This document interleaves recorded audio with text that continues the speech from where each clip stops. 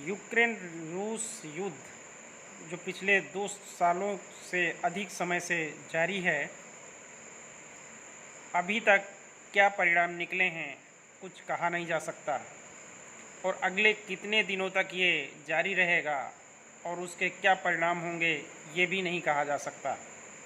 इस युद्ध से किस देश को क्या फ़ायदा हुआ ये भी नहीं कहा जा सकता। तो फिर ये युद्ध किस लिए लड़ा जा रहा है और किसके इशारे पर इतने बड़े युद्ध की शुरुआत की गई है, ये दोनों देश अच्छी तरह से जानते होंगे कि उनके हित में क्या है, क्या युद्ध लड़ना या फिर युद्ध को समाप्त करके प्रगति के रास्ते पे आगे बढ़ना। आज के इस आधुनिक प्रगतिशील विश्व में कोई भी देश का कोई भी सॉल्यूशंस युद्ध नहीं हो सकता है, ये हमारे प्रधानमंत्री जी भी कह चुके हैं। लेकिन रूस इतना शक्तिशाली देश होते हुए भी क्या युद्ध के बल पर अपनी प्रगति कर सकता है, ये सोचने वाला विषय है। इसको रूस को भी सोचना होगा और जो देश उसका शिकार बने हैं उन देशों को भी ये सोचना होगा कि क्या युद्ध का विस्तार करके कोई हल निकाला जा सकता है, ये भी संभव नहीं है। जिस तरह से रूस अपने कैलकुलेटेड रिस्क के अकॉर्डिंगली युद्ध की शुरुआत की है, उसको ये अंदाज़ा नहीं रहा होगा कि उसे इतना तगड़ा प्रतिशोध मिलेगा। एक बार जब युद्ध शुरू हो जाता है तो उसके कॉन्सिक्वेंसेस क्या होंगे ये कोई नहीं जानता है और रूस उसी मकड़जाल में फंसता हुआ नज़र आ रहा है जहां से वो निकल भी नहीं सकता, क्योंकि युद्ध की शुरुआत उसने की है और यूरोप सहित नाटो के देश रूस को इस युद्ध से निकलने देना नहीं चाहते हैं। अब इसका परिणाम क्या होगा ये भी कोई नहीं जानता है कि ये युद्ध कहाँ जाके समाप्त होगा, युद्ध की शुरुआत किन हालातों में हुई थी और युद्ध के परिणाम क्या होंगे ये तो कोई नहीं जानता है।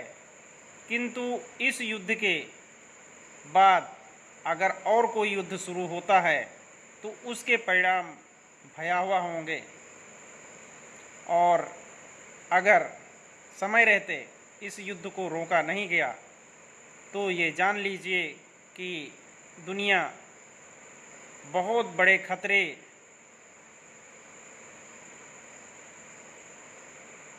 के सामने खड़ी है और अगर ये खतरा सही समय पर टाला नहीं जाता है तो फिर पूरी दुनिया के लिए उसके परिणामों को झेलना होगा।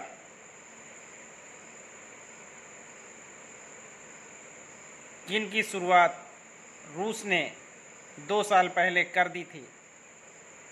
याद रहे कि प्रथम और द्वितीय विश्व युद्ध भी बहुत लंबे समय तक चले थे, जिनकी शुरुआत एक छोटे से युद्ध से हुई थी और बाद में उन्होंने दोनों युद्ध विश्व युद्ध का रूप ले चुके थे। लेकिन उस समय का टाइम कुछ और था। आज 21वीं सदी है जहाँ पे पेशेंस की कमी देखी जाती है और उस समय भी 1945 में 6 और 9 अगस्त को जब 2 परमाणु बम गिराए गए थे हिरोशिमा और नागासाकी पर, जिसके बाद युद्ध समाप्त हो गया था। किंतु आज अगर गलती से भी कोई भी देश, कई देश जो परमाणु संपन्न देश हैं, गलती से भी किसी एक देश पर परमाणु बमों से प्रहार करता है तो उसके परिणाम वो नहीं होंगे जो 1945 में युद्ध समाप्ति के रूप में हुए थे, बल्कि उसके परिणाम इतने विकराल होंगे कि हो सकता है कि आधी दुनिया नष्ट हो जाए, और अगर कुछ देश दुनिया को नष्ट करने में ही लगे हैं तो वो युद्ध का ही रास्ता चुनेंगे। इसलिए समय की मांग है कि सही समय पर उचित डिसीजन लें, और युद्ध किसी भी समस्या का समाधान नहीं है, ये सोचकर युद्ध को समाप्ति की ओर ले जाएं जितनी जल्दी हो सके, अन्यथा परिणाम लगभग निश्चित है कि एक युद्ध के बाद दूसरा शुरू होता है, दूसरे के बाद तीसरा, और तीसरे के बाद अंतहीन दौर चलता रहता है। युद्धों का परिणाम उन लोगों पर ही भारी होता है जो आम जनमानस है।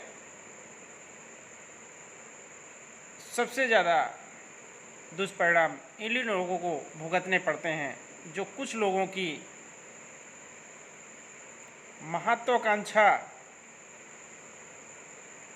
के परिणाम होते हैं। एक युद्ध और लड़ा जा रहा है जो इजराइल के ऊपर थोपा गया है। ये था हमास द्वारा किया गया इजराइल के ऊपर हमला, और उसमें हज़ारों निर्दोष लोगों को मार दिया जाना। उसके बाद इजराइल ने ऑपरेशन चला के गाज़ा पट्टी को लगभग समाप्त कर दिया है, और अभी भी ये युद्ध जारी है। ये प्रतिशोध की भावना को परिलक्षित करता है कि सभी लोगों को संयमित जीवन जीना चाहिए। अगर वो विकृति के फलस्वरूप किसी दूसरे पर हमला करते हैं तो उसके परिणाम क्या होंगे वो इजराइल गाज़ा के लोगों को सिखा रहा है। जबकि गाज़ा के लोगों का कोई दोष नहीं है, केवल उसके कुछ खूंखार विकृत मानसिकता वाले लोगों के द्वारा किए गए कृत्य के दुष्परिणाम के रूप में वो भोग रहे हैं। भविष्य में ऐसे विकृत लोगों को किसी दूसरे लोगों पर आक्रमण करने से पहले या हमला करने से पहले 100 बार सोचना होगा, अन्यथा इससे भी भारी परिणाम उन्हें चुकाने पड़ेंगे। अब तक लाखों लोगों की मौत हो चुकी है। दोनों युद्धों को अगर मिला दिया जाए तो करोड़ों लोगों की मौत हो चुकी है, और आगे आने वाले समय में और करोड़ों लोगों को मौत के मुंह में ढकेला जाएगा।